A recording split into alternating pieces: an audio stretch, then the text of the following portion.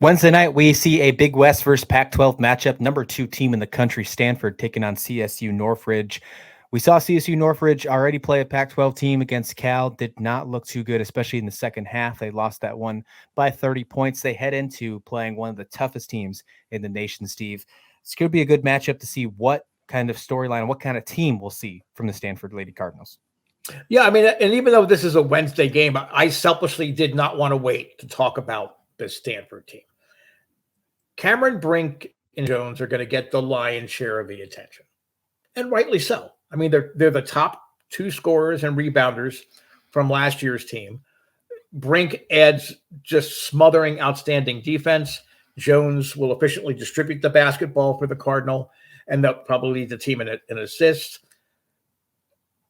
I think the key to whether Stanford can seriously challenge South Carolina for the number 1 overall seed in the tournament, is going to be the freshman recruit Lauren Betts and how impactful she can be out of the gate. The more comfortable she is to start, the better it's going to be for Stanford once they get into conference play. I mean, she's 6'7", so she's going to be a tough matchup against most opponents, even within the Pac-12. She's going to be a strong in the paint. I think it's going to come down to, can she be a consistent offensive contributor? And if that's the case, I can honestly make an argument that Stanford will be the team standing at the end of the year. And that's not a knock against South Carolina. South Carolina is just loaded.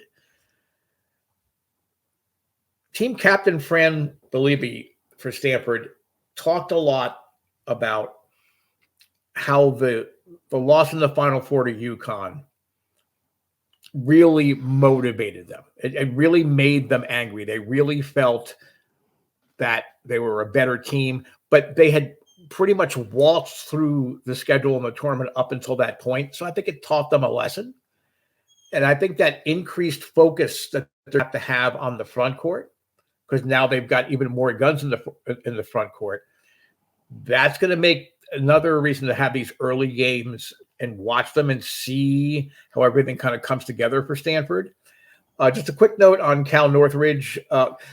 It was actually a pretty close game up until the last couple of minutes of the first half. They were down 10 points at the half, and then, Cal just poured it on. I think they outscored them. I believe you said it was 35-13. Yeah, 33-15 in the third quarter. 33-15 just in the third quarter. So that kind of put it away. But they have returning Tess Abinson.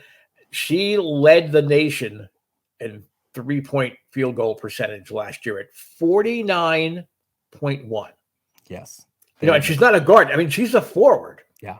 But she was their leading scorer against Cal with 10 points, and the 3-point shot was no different in this one. And I think that is the only way that we see them stay in this one against Stanford. I think it's going to get away quick, but the only way is if their 3-point shot stays consistent and stays on. They did look pretty good from beyond the arc against Cal. They did shoot almost 55%, 6 from 11, but 11 attempts will not be enough if you want to stay up with Stanford. They're going to have to shoot a lot more from beyond the arc. Oh, absolutely. But that's what makes games like this, even when it's an obvious mismatch, there's always going to be 1 or 2 players on the opposing side of the teams that aren't ranked or aren't well known that you develop an appreciation for.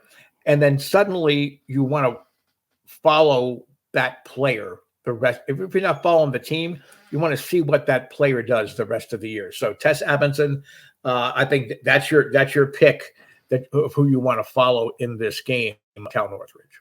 Yeah, absolutely. This game is going to be at 9:00 Eastern time on Wednesday night. Again, CSU Northridge taking on number 2 in the nation, Stanford. Should be a really good one.